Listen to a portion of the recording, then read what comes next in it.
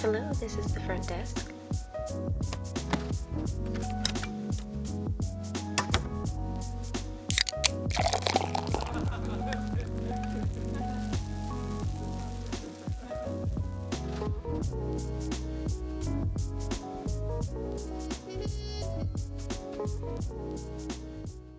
Good morning and welcome to another episode of the Crackin' Backs podcast with your hosts, Dr. Terry Wyman and Dr. Spencer Barron. How are you doing this morning, guys?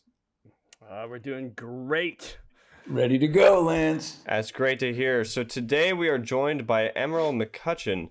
Emeril got his certifications from the National Academy of Sports Medicine, and he provides fitness consulting, training, and strategies to many private clients consisting of professional athletes, personal trainers, entertainers, entrepreneurs, and corporate executives. How are you doing this morning, Emeril?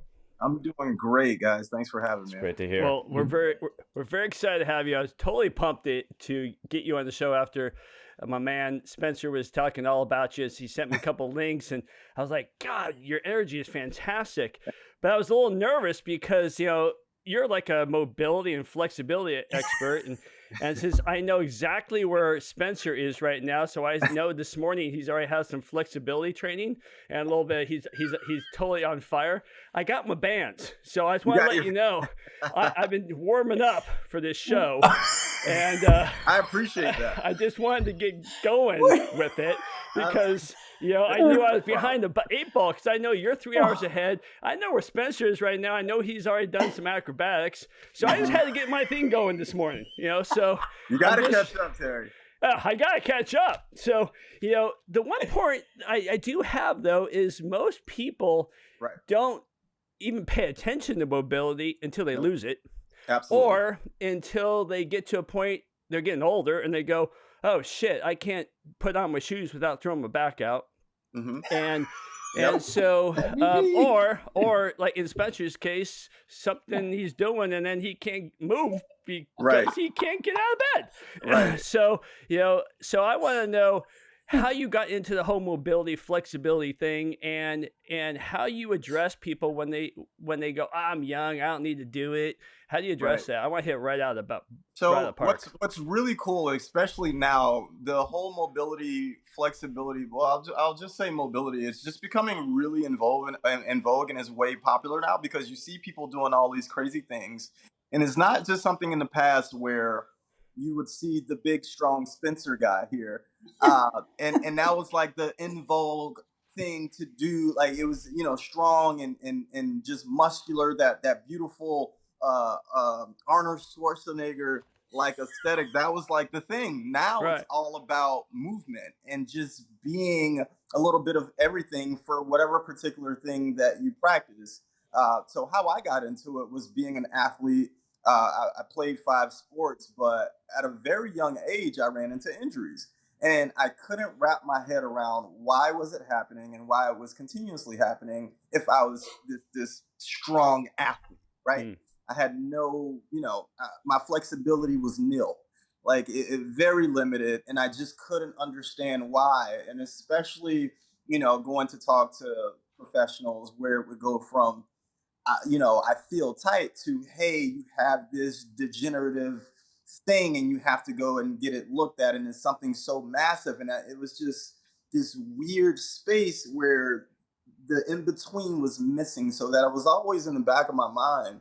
And as the years went on, I just kind of, educated myself and were around a bunch of different professionals who, would fill in that gap for me and help me understand and, talk about, mobility, pliability, and just made me understand the importance of that. And I started to really, wanted to tackle that because it was my biggest weakness. I was my flexibility, like I said, it was just really, really poor.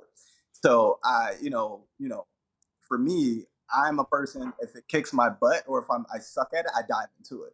So I got into yoga and these different mixed movement practices. I danced. I would just go and shadow these beautiful movers. And I'm like, damn, I can't move like that at all.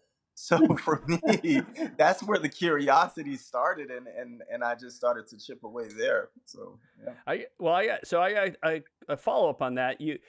when Spence and I were kind of going through school, it was all about stretching, and it was like static stretching, and then Yes. they would use the analogy, you have 2 chicken wings, one in the oven, one in the refrigerator, and when you pull them out, one stretches, one snaps, and then it went into dynamic stretching. Yeah.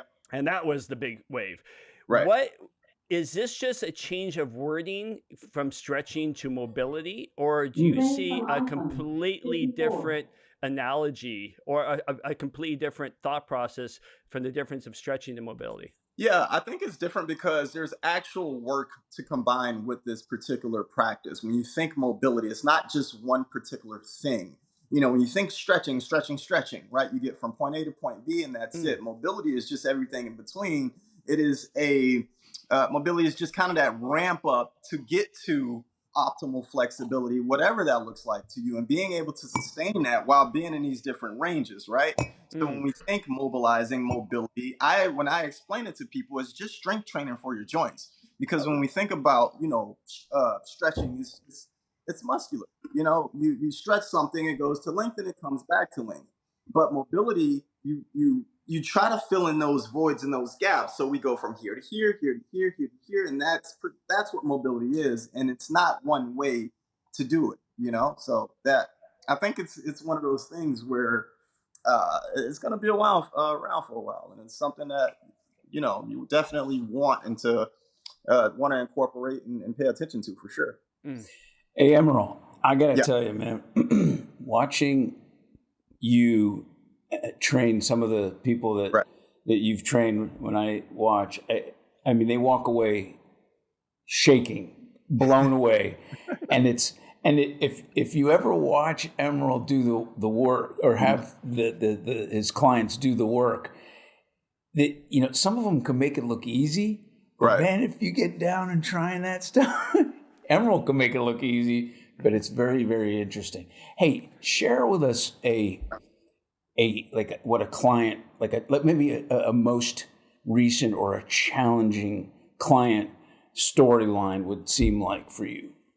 Or has been something. I have a few. I have a few, but I would say definitely most challenging. I work with a gentleman, and I won't say his name, but he wouldn't mind if I said his name. But you can. This guy Tim. So what's interesting about him, and I will say most challenging, because me and him joke, but he's lived so many different lives, right?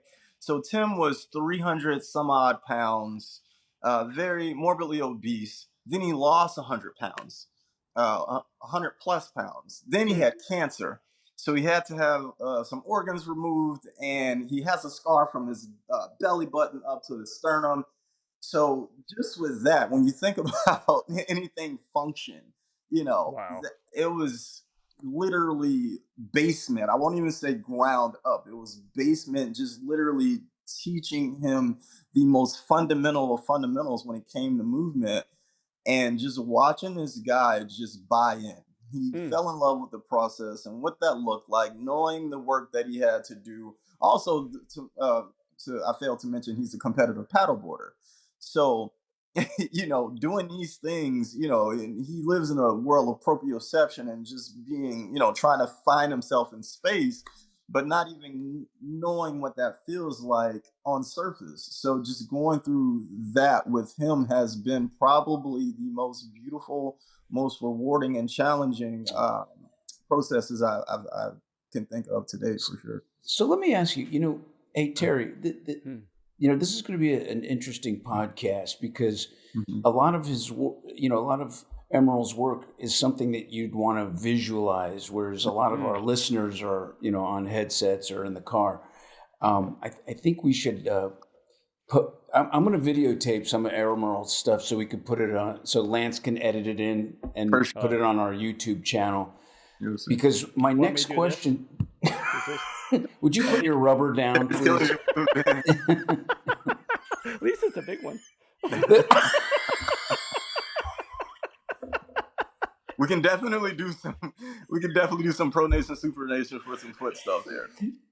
Hey, let me ask you, with this guy, can you kind of give us a little bit of a visual on what you did with Tim? How do you start with a guy like that? Spence. So what's funny is we start on the floor. right?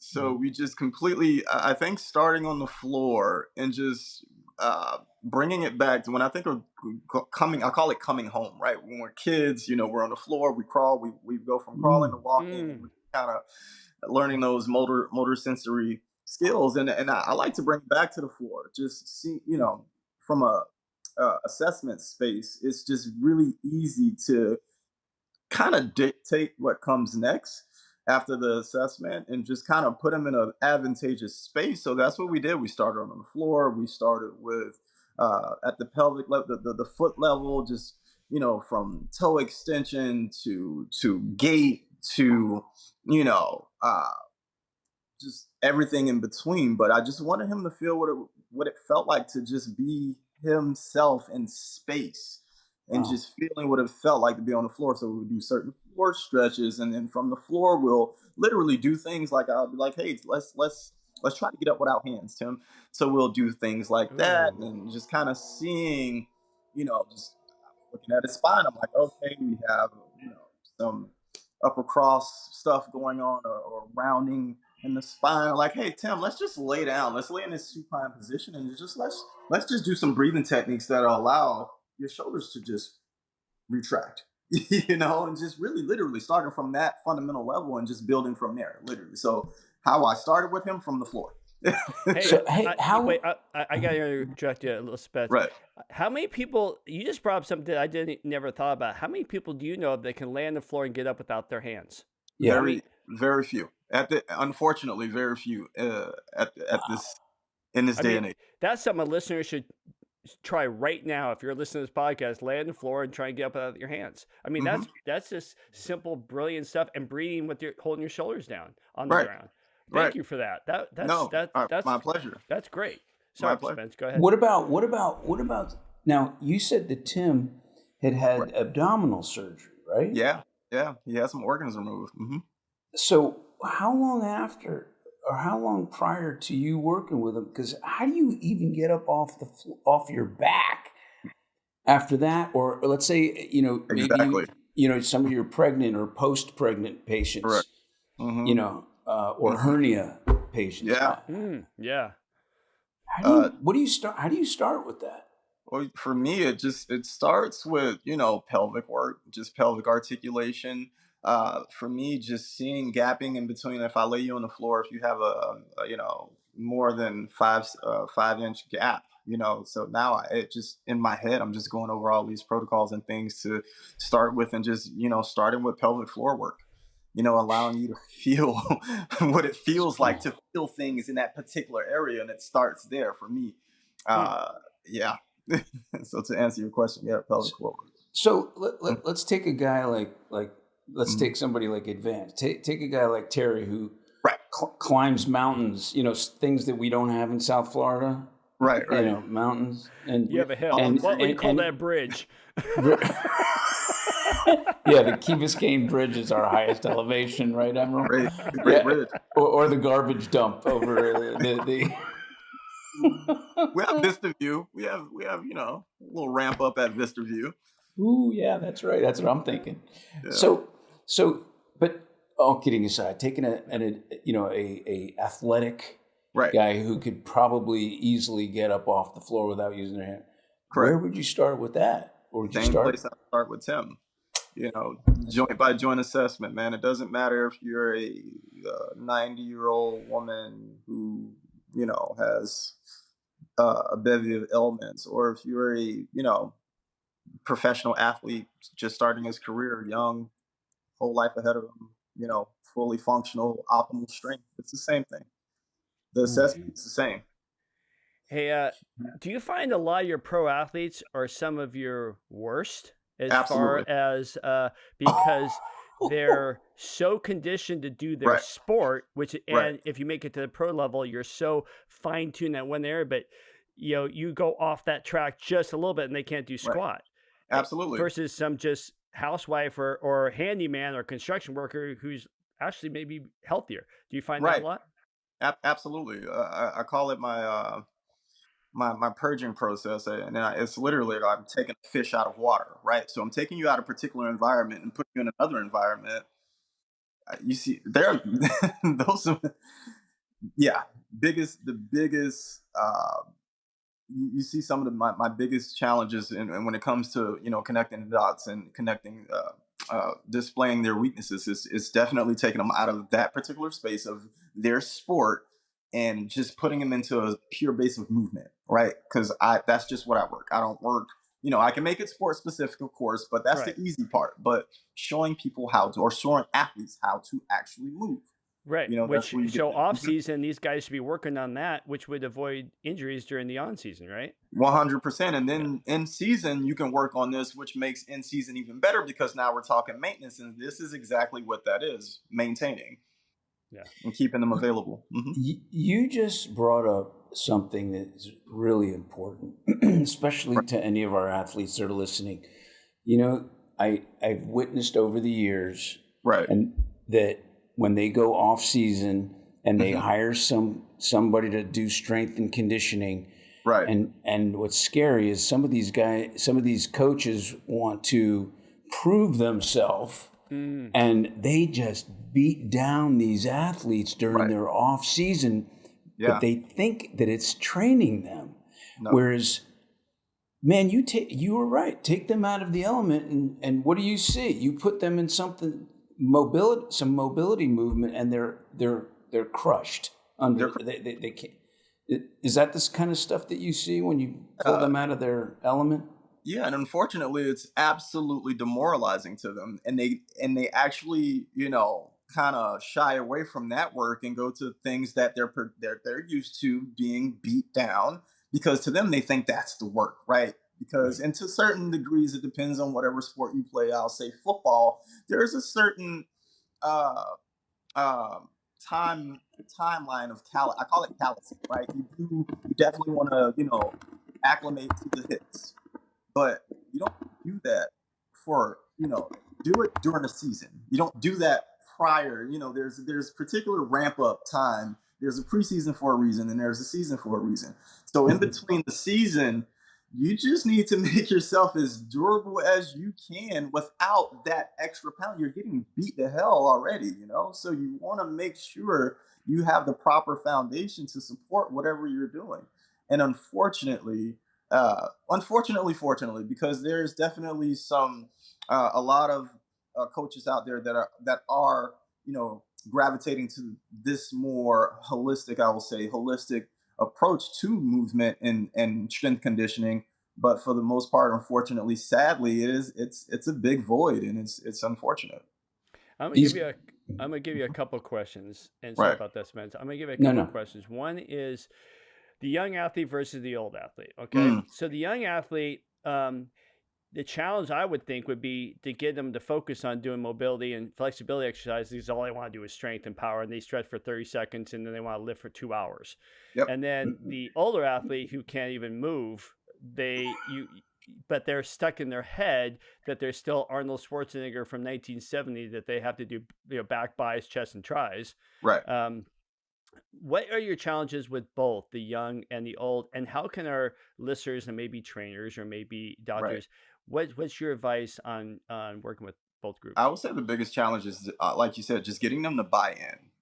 And my favorite way to get them to buy in is I'll pick an exercise, I'll pick anything, whatever their favorite movement is, and I purposely do this to show that it works. I'll match whatever they do. If they're into lifting heavy or doing something crazy with the body, I'll do it. I'll demonstrate it myself and then show them why I'm able to get to this particular place without having to beat my body to hell or go through these strenuous training programs and just showing them what I do and what that looks like from a safe space. So I match ego. I challenge them.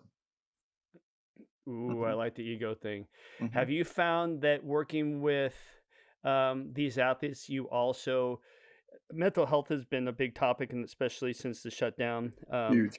What have you found in the whole in your world working out mobility stretch? Has it enhanced or helped with people's mental health versus when they're just stacked sticking around? Can you talk to a little bit about some of your stories you may have on that? I think it is so important because what it does, it just, especially with this type of work, because it's so intentional, you have to be in a certain headspace. And if you're not, you're gonna go into a certain headspace because you're completely vulnerable, right? Mm. And during this time, this is a great opportunity to really get to connect with someone, really talk to them about what's going on, what they may be experiencing, especially if it's a professional athlete. Some of the things that comes with that. And often, more often than not, they just share these things because, again, you're in such a vulnerable space. We're on the floor working, we're doing hip stuff, and we just hold a lot of emotion in the hips, right? So if we're doing all this hip work or just anything that you just feel so compromised, you're going to be more inclined to share a more intimate thought process, and that just leads on to whatever else. And just really being in these intimate spaces, just talking, or not, Mm. sometimes just listening. And that's just Yeah. something I pride myself on. I think I'm a really good listener, and it just gives them, just makes them feel safe to share, and Mm. just really just being a soundboard for these athletes, and just being there. Just it. I can't tell you how important it is to just sometimes just be there. So to answer your question, it's huge. It plays a big role in mental health because it goes hand in hand. Is is there certain activities or other exercises other than just mobility? Like, because I've seen you Right. do, some of the weight training and then Right. maybe even some of the boxing and stuff. Right. When do you decide to do all that? With the client or just for myself? Oh, well, both. Mainly the client, but when do you determine to change it up, even just from um, mobility? it depends on, it just really depends on their objective.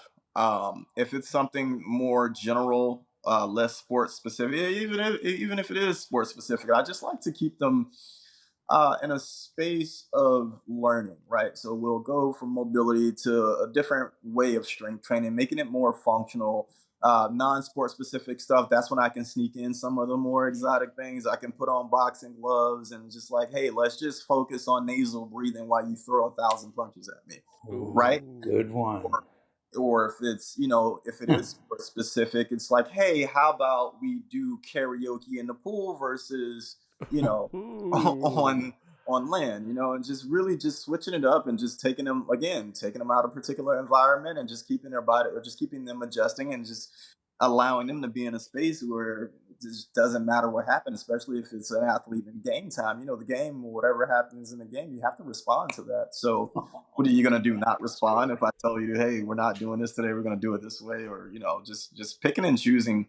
I think but I think that comes with, again, buying into the process, and being in a space of knowing what this work can do for you, Mm. and just really breaking it down from there. So you're very creative, but you have a wide scope of knowledge Right. because it's not, you go to your regular, Hmm. personal trainer, they tend to Right. have you do the same Right. thing Right. every week or maybe some slight variation, but your scope is even more vast. So you go with a flow that you Right. feel is best for them, which is pretty cool. All right, that's Right. good. Right. It's When actually more boring than any. Like, yeah. it looks like a lot, but it's really, I stick to 5 movement principles. That's it. But what I do with those principles, that's the fun part. I get to lateralize and do different things from that space. But I work from one cheat sheet, and that's it. What So, what are those 5 principles? So my training principles, I don't do anything outside of what we already do as humans on a day to day. So push, pull, hinge, squat, carry. Now, what that looks like, if it's unilateral to bilateral, and I actually start with unilateral stuff, and that alone just puts people in a different space. And for me, I just make sense. As human beings, we walk, we run, so everything's unilateral if you really think about it. So just going from that to whatever other space, unilateral meaning one particular limb, one limb to another limb, one arm, two arm, one leg, two leg. So I just have someone do something in a unilateral space, one leg, like let's do a one RDL, or let's do a press with right arm. So it's just taking the fundamentals, and it's very fundamental, and just building on that. And yeah, that's it. That's it. Those 5 patterns, and I just create a program around it. Say them again. The 5 patterns again. Yeah, Sam? so 5 patterns. I just create programs around those 5 movement patterns. That's it. Wait, repeat the five of them again. Oh, push, pull, hinge, squat, carry. Carry meaning core, trunk related, right? So when we think of trunk, we think kneecap to nipple, right? Okay. And everything around it, 360. Very good, very good. All right, so here is a time where we do this fun little game, my man. We call it the rapid fire questions. Hit me. You ready, bud? I knew he'd be ready for this. Yeah. All right. Now, I will warn you, we have a tendency to get hooked on one. If you ask, or your answer is something that we get intrigued by, it becomes very slow fire versus rapid fire because we want to know more. That's true. But here we go. Question number 1. Right. What is the best mobility exercise for pregnancy? Best mobility, I would probably say spinal segmentation. Okay. Right. What would that look like? We'll probably videotape that one. But what would that look like? So that would look like, I'll break it down. I'll put them in a quadrupedal position on all 4s and just really try to pick apart their spine. I like to do that with you, Spence. I want to see how your spine moves, but just allowing them. That's the video right there. It's going to be like this. Exactly. It's not. Oh, you're pretty stiff, man. And just taking them through this process of what it feels like to allow their just to be in command of how their spine is either going into flexion or extension. So for pregnant women, I think that'll be something really interesting and fun when it comes to pushing, So if you can articulate, I'm not a woman, I don't know, but from my studies and research, I think that'll be a good aid to assist in that particular process. Question number 2. What's up?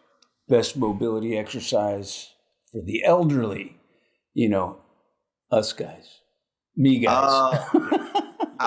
I would definitely say this is going to be a 2-part answer. I would say spinal segmentation still, and hip cars. Ooh, I love hip cars. Mm-hmm.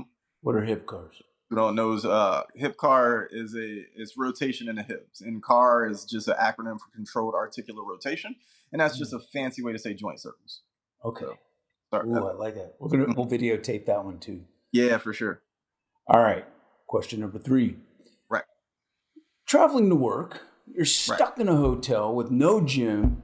Okay. What would be just 5 exercises that you would do in your room? Push up. Some variation of a pull-up where it's horizontal or vertical. And if I don't have any of that accessible to me, I'll take a towel and do some type of pull with it. Some variation of a hinge. So some type of RDL or anything where I'm going into a hinging pattern using my hips. Some variation of plank or anything. I'll make a makeshift something where I'm carrying something and, engaging my core. And press. I said press, right? Mm-hmm. Or push up. So some variation of a squat, some variation of a RDL hinge, some variation of a pull, me pulling something and me carrying something. So back to my boring foundational training. There you go. That's it, though. It's the core stuff. So for those who don't know what a RDL is, Romanian deadlift, and explain what that looks like. So the difference between that and a regular deadlift is just you're not going all the way you're not pulling from the floor, right? So do you think deadlift, you get the, whatever it is, it can be a box, it can be anything. You're pulling that from the floor. With the Romanian deadlift, it's the opposite. You're just going into this particular pattern, but you're not going all the way to the floor, right? So you can actually start from I call it the penthouse. You can start from the penthouse to the basement, not the basement. Right. So, I love it. And invertedly. Right. Okay. Very cool. All right. Now, question number 4. Right. And I said that we have 5 rapid fire, but I'm adding this one. Okay. Let me ask. We got a big problem with kids on their phones, even adults on their phones a lot. So what would be a best exercise for these kids who get addicted to their phone and sit on that phone, like that they're wanting to prevent that hump or hunch. I'll give you a jewel here, and it's probably one of it's one of my favorite things to do. It's one of my favorite things to recommend. So you take a yoga block, you can take a towel, anything that will create separation between yourself and the floor. You lay it in between your shoulder blades. You lay on the floor. You lay that vertical, meaning it's going to mimic your spine when it comes to pattern. And you just lay down, open your arms, and just let your head go to the floor and let your chest just open and let the shoulder blades just kind of retract. And you're just laying there. You can be there for 2 minutes. That'll be something I highly recommend, because when you think of, anyone on their cell phone, we're hunched over. Yeah. So what that does is just resets and just open you up and just get nice, adequate breathing in that position. Good to go. Foam roll? On a foam roll? Roller. If you can handle that's that. Aggressive, I would imagine. Yeah, it's a bit aggressive, but if you can handle it, go for it. But I think that sweet spot is a yoga block. It's not as high as a foam roller. It's not as low as a towel. It's perfect. What a great idea. Mm-hmm. Okay, now back to our rapid fire. Let's go. Tell me your favorite movie that makes you crack up. Step Brothers. He didn't even hesitate. He did. Man, that was. Catalina wine mixer, bro. Terry, I don't think anybody's come up with it that fast. No. I'm ready, man. That was awesome, bro. I don't even have to think. It's just like autopilot, default. It's involuntary. It comes out, bro. Oh my God, that was great. All right. Last but not least, your favorite activity that has nothing to do with your job, and you could include sex. No, sorry, just kidding. I'm kidding. Sex is up there. Yeah, you're I think it's on Spencer's mind. I don't know why though.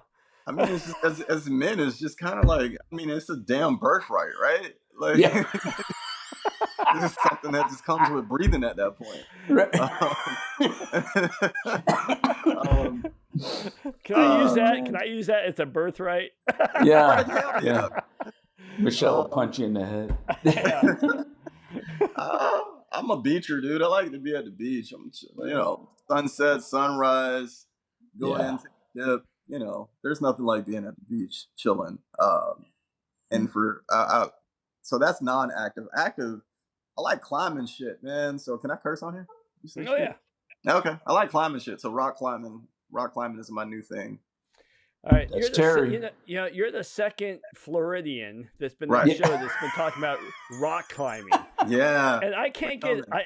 I'm sorry, I just can't get past. Florida has no rocks, so I'm like, how the fuck you guys go rock climbing? We have rock walls, Terry. We have stuff, man. So you're talking gym rock walls. You're not talking like real rock trees, walls, bro. I climb coconut trees. That's my jam. See those beautiful palms? They're not just for looking with me, bro. I go up and get my coconut, and we're here. We've had guests on the West Coast, the East Coast, even in Europe, and you're the second one that's talking about rock climbing, and the only people that are talking about rock climbing are the freaking Floridians. I mean, is it something you guys just because you don't have it, you just crave it? We don't have it, so we need to. It's something that I fantasized about, because you're right. We don't have anything remotely like you guys do in California, so we make do with what we have. So there's a palm tree, What are you gonna do? You're gonna have to come over, because I have a rock wall in my garage. Just because I don't go to the gym, it's like, and then I just warm up, and then I go out into the hills and I climb real stuff. See, I'm coming, man. All right. We climb city buildings around here. That's about the best. No, you don't. You get blown up into them when the hurricane hits, and then you have to climb down. We've been fortunate here in South Florida. Don't wish that on us. Yeah, that's true. That's true. So, let me ask you. What's up? Take us through a couple. How do you manage some of the more common complaints that people have in America today? We could start with low back, hip, shoulder, ankle. Right.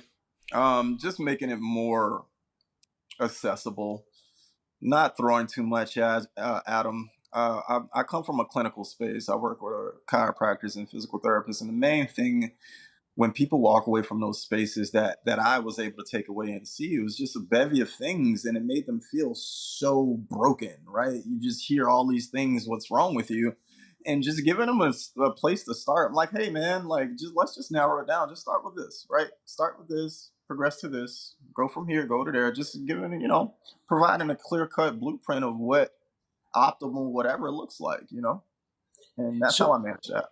So even more specifically, and again, this could be something that we could, film, Right. like a low back. Low back. That's a big one for Right. us, especially Right. Terry and I. But that's a big one in America, 'cause especially now because everybody's sitting. How would you, maybe if there was one thing that one of our listeners could do right now for their low back, is there Right. something that you would suggest? Articulation segmentation.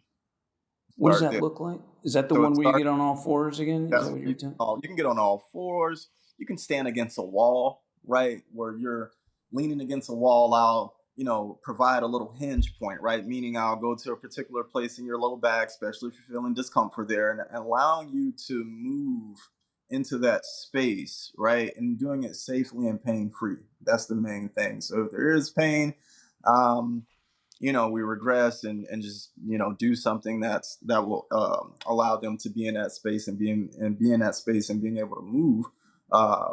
Or if it's not pain, then we can have some fun and just really get into a few things and show them what that looks like. But I'm just I'm huge on segmentation and mobilizing, because you see a lot of low back injuries or low back pain and complaints is just a lack of mobility and movement. And actually, lack of mobility and movement in Right. other joints that are translating to a low back problem. So 100%.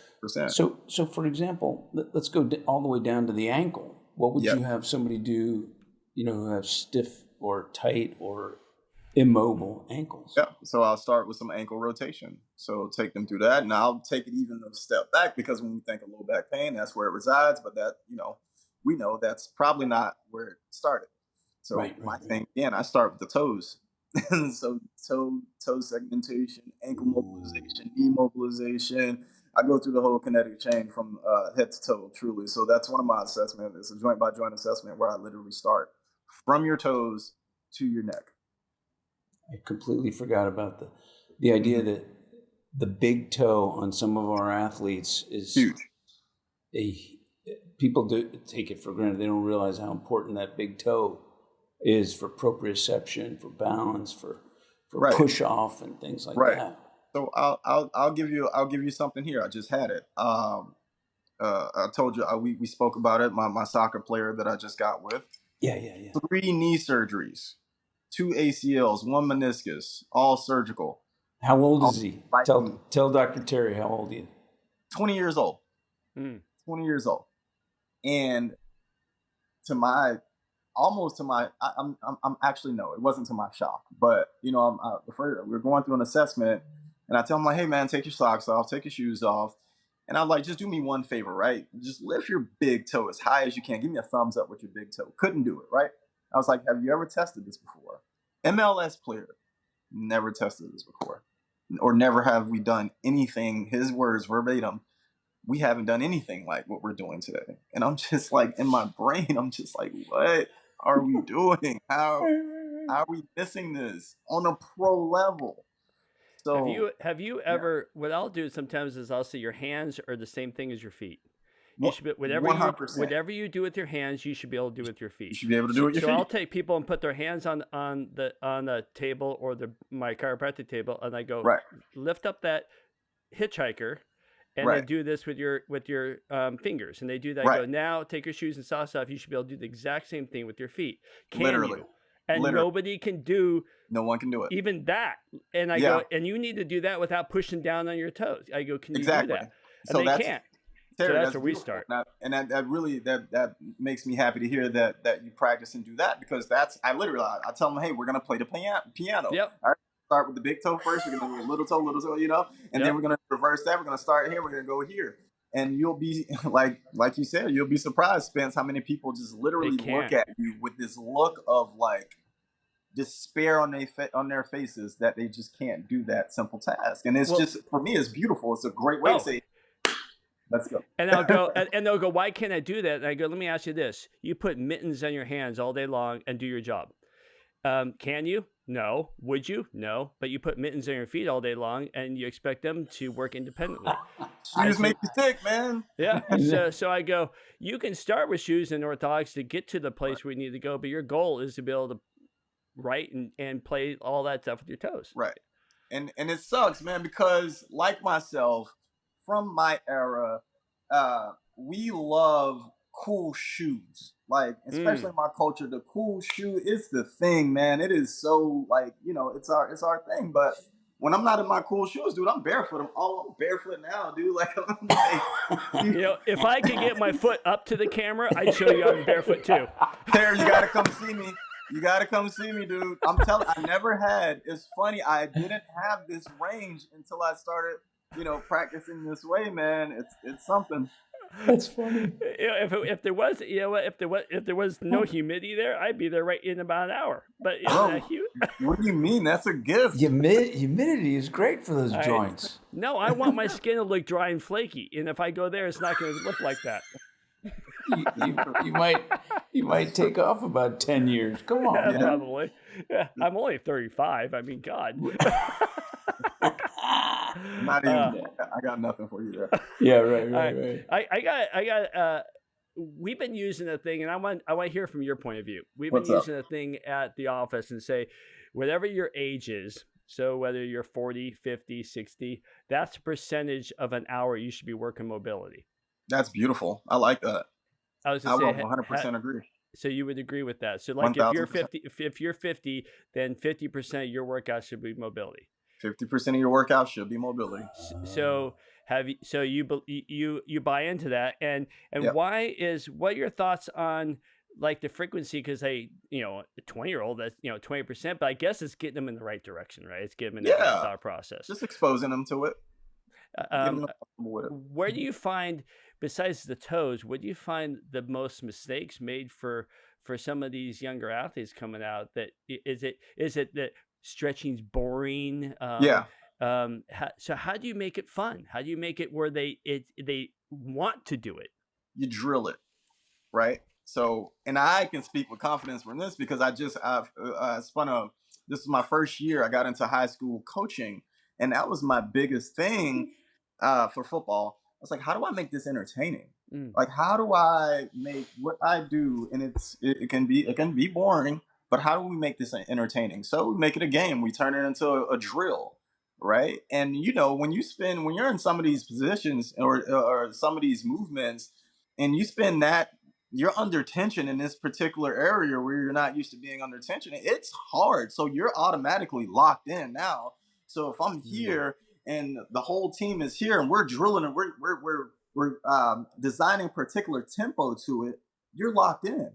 You cannot not be locked in, right? So I had to challenge myself, and thank God I talked with a few of my friends. And they were able to help and guide me in that space because I haven't been around that young of an athlete in a very long time. I was college level was the youngest the past 5 years. Now going into the high school level, attention spans are, so, but drilling it, just really just making it just like a quarterback drill, DB drill, that type of intensity, that type of attention to detail, and doing the same thing for mobility.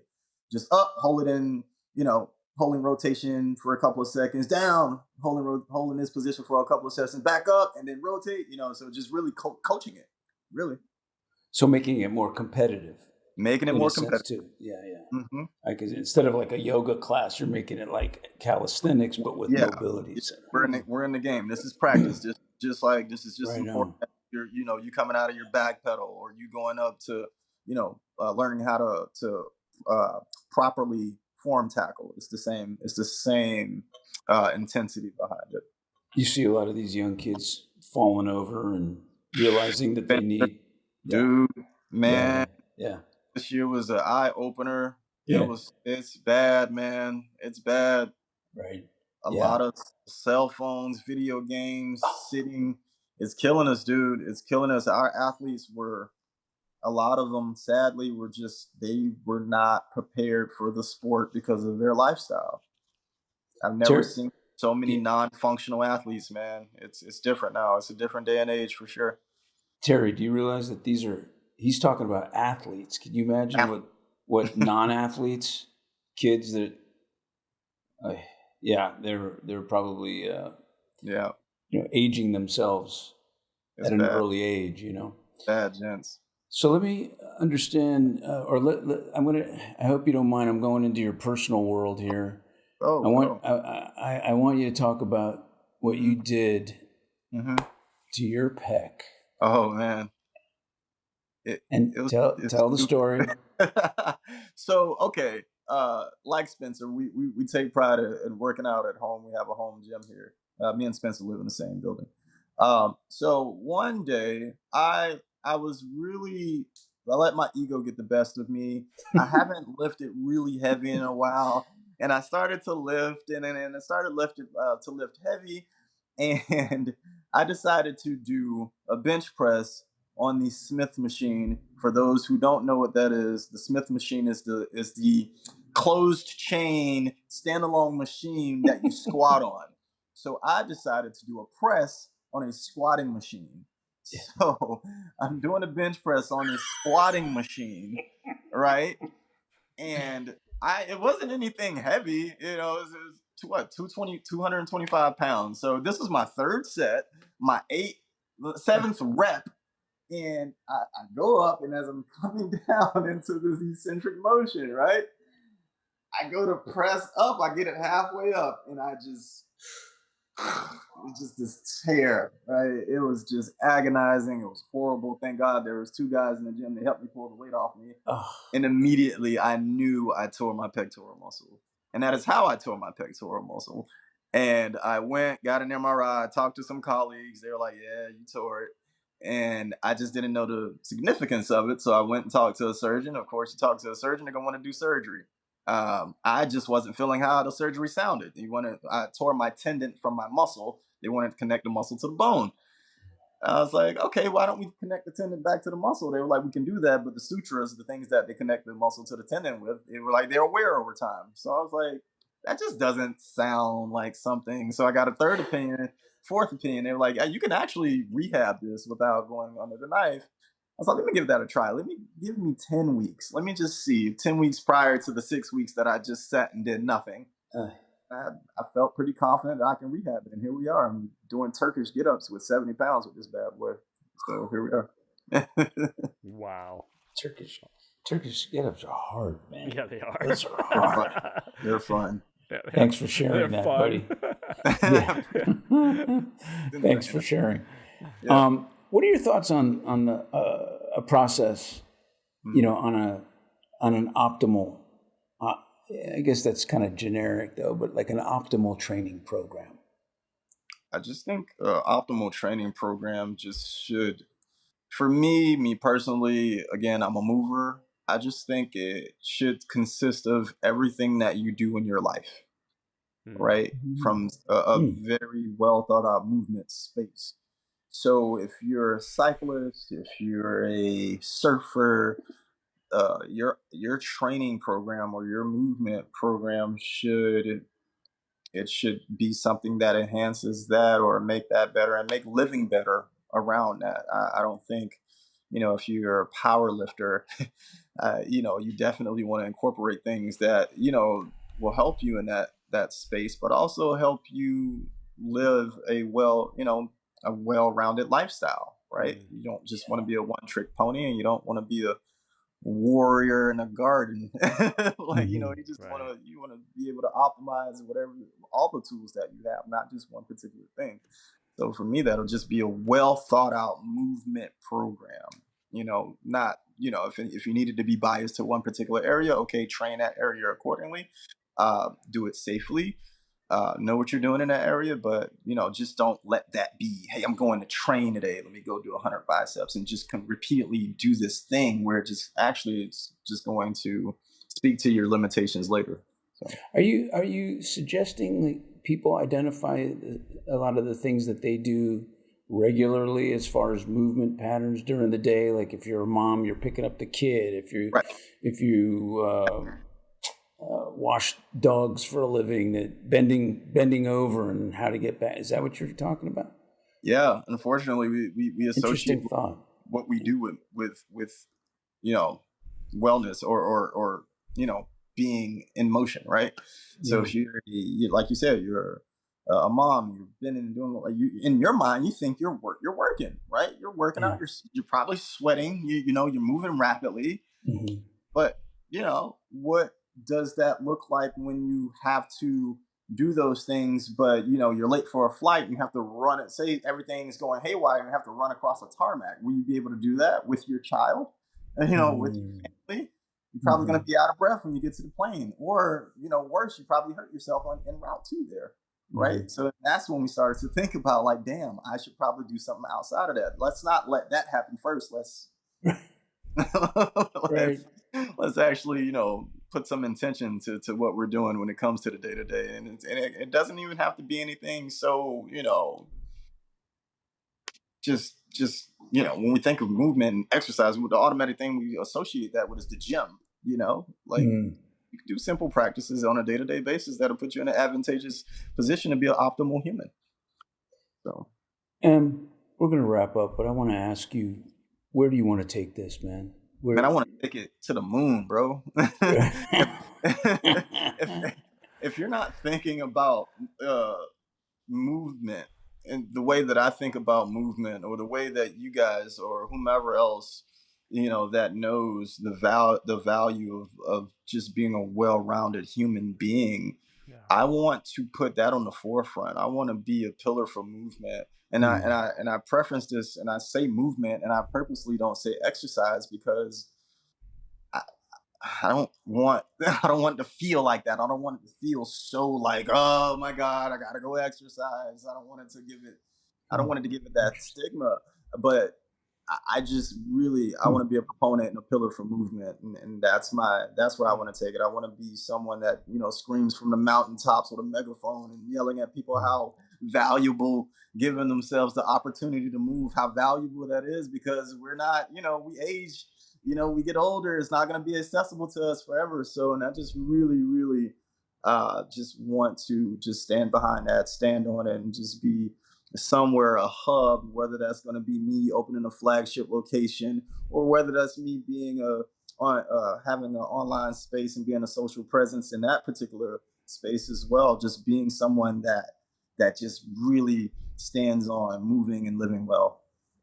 Moving is probably a whole heck of a lot more acceptable a term, and I think you're really on the cutting edge, because people are so sedentary that they don't realize that immobility or a lack of movement or motion ages you. It ages you. It degenerates your joints and everything. So, man, I know that Dr. Terry and I are real proponents to just move, get out there, just move.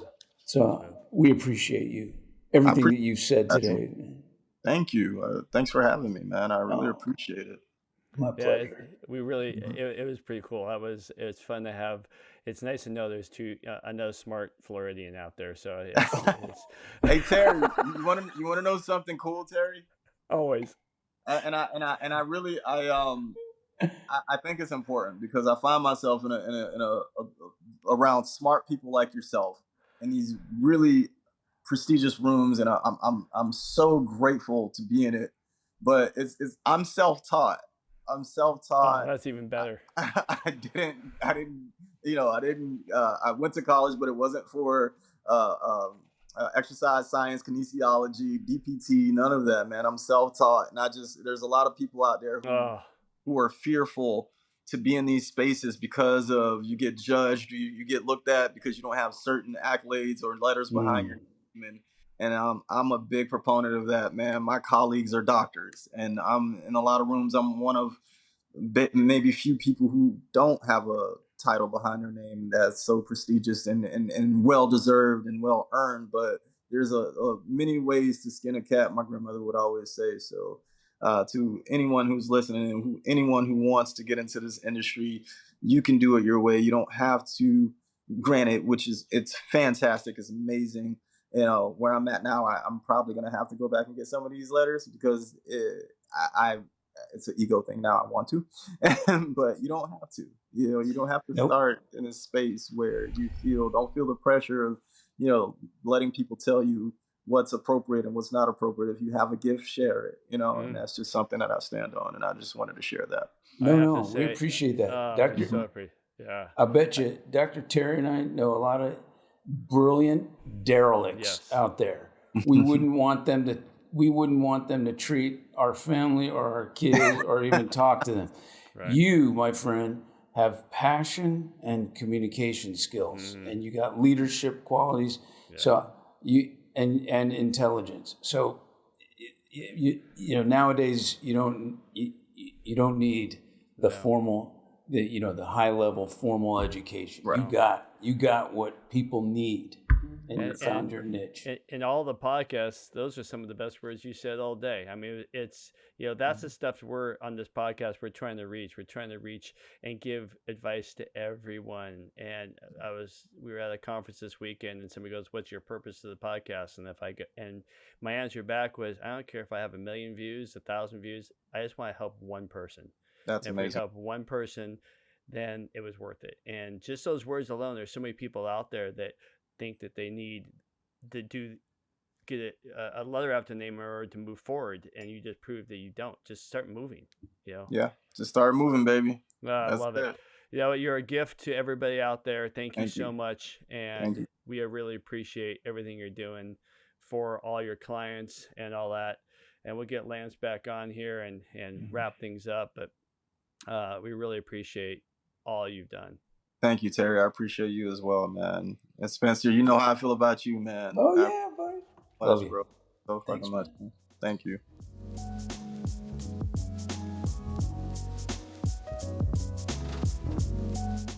Thank you for listening to today's episode of the Crackin' Backs podcast. We hope you enjoyed, and make sure you follow our Instagram at Crackin' Backs Podcast. Catch new episodes every Monday. See you next time.